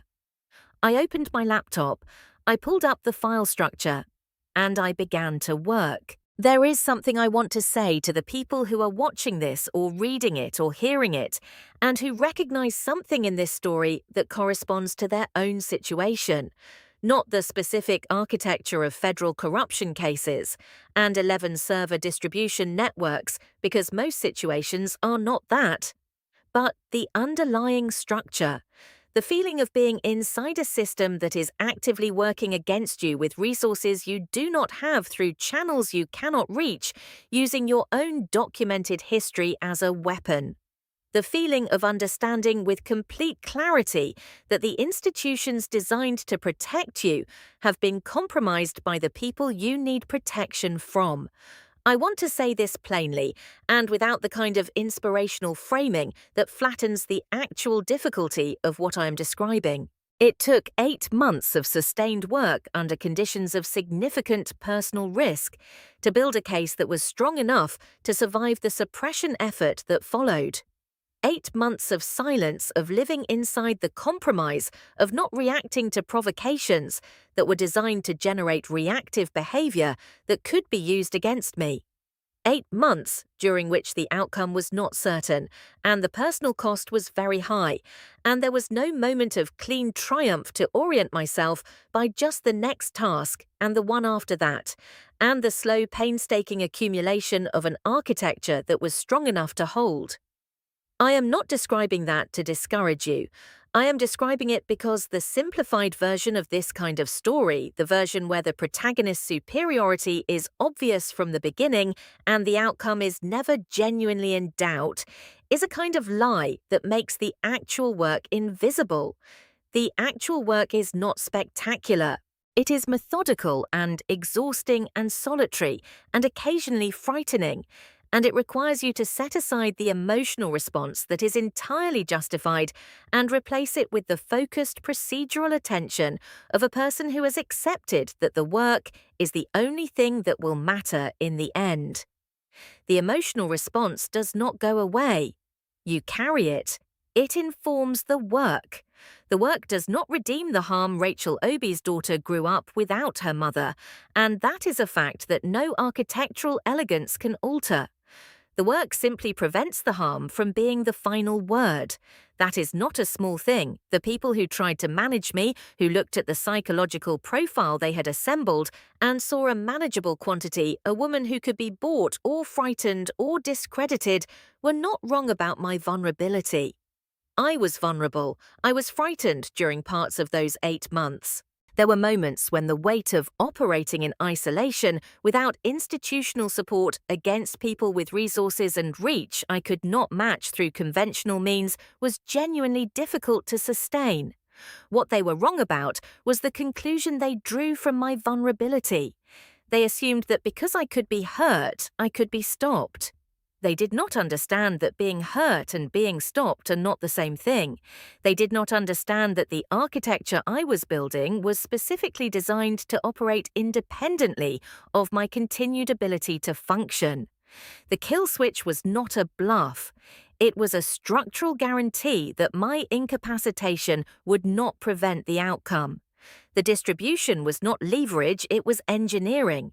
The dead man's switch was not a threat. It was the logical solution to the problem of a single point of failure in a system operated by one person. I built around my own vulnerability because I understood it clearly. That is the whole of it. If you are inside a system that is working against you, and you have skills or knowledge or access that the people running the system do not fully account for, and you are willing to do the quiet, sustained, unglamorous work of building something they cannot reach, then you have more capability than their model of you credits you with. Their model of you is the most exploitable part of their architecture. Build around it. Sasha Obi turned 7 in August. Diane sent me a photograph. It was taken in the backyard of the Alexandria house in the early evening, the light the specific quality of late summer. Sasha was sitting on a swing mid-arc, her feet stretched toward the camera, her face turned up toward the sky with the expression of a child who is exactly where she is and nowhere else. I kept the photograph on my desk, not as a monument or a justification, simply as a reminder of what the work is for, not the cases, not the architecture, not the clean satisfaction of a well-constructed evidence package. The work is for the people who needed someone to do it, and for a long time had no one. I do the work now, and I am building something that will keep doing it long after I am finished. Mara's story is at its most fundamental level a story about the architecture of power, how it is built, how it is maintained, and how it fails. The Voss-Hartwell network did not fail because it was exposed by an institution more powerful than itself. It failed because one person inside it was both capable enough to document its operations and patient enough to build something that could survive the suppression effort that exposure would generate. The network was designed to neutralize threats through speed and institutional leverage, the same tactics that had worked against Warren Gould, Daniel Cho, and Rachel Obi. Against Mara, those tactics failed not because she was more powerful than the network, but because she built something the network's speed and leverage could not reach. The deepest lesson in this story is not about revenge. It is about the relationship between vulnerability and strategy. Mara was genuinely vulnerable. She was one person without institutional backing working in secret against a network with 40 years of accumulated influence. The network knew she was vulnerable. They had documented it. They had assembled a psychological profile that predicted her behavior under pressure. They had retained a contractor specifically to manage threats like her. What they failed to account for was the way that a thorough understanding of one's own vulnerability can itself become a strategic asset. Mara did not pretend to be invulnerable. She built around her vulnerability. She designed the architecture specifically to function in scenarios where she could not function. She turned the certainty of her own mortality and fallibility into a structural guarantee rather than a weakness. That is a specific kind of intelligence that is not common, and it is not taught in most places. But it is available to anyone willing to look clearly at the dimensions of the problem they are actually facing, rather than the problem they wish they were facing. If you are currently inside a system that is larger than you with resources you cannot match directly, understand that the system has a model of you. And the most dangerous thing you can do, the thing no system fully accounts for in its model of a manageable quantity, is to build something it cannot reach. Build carefully, build quietly, build to last. And when the time comes, let the architecture speak.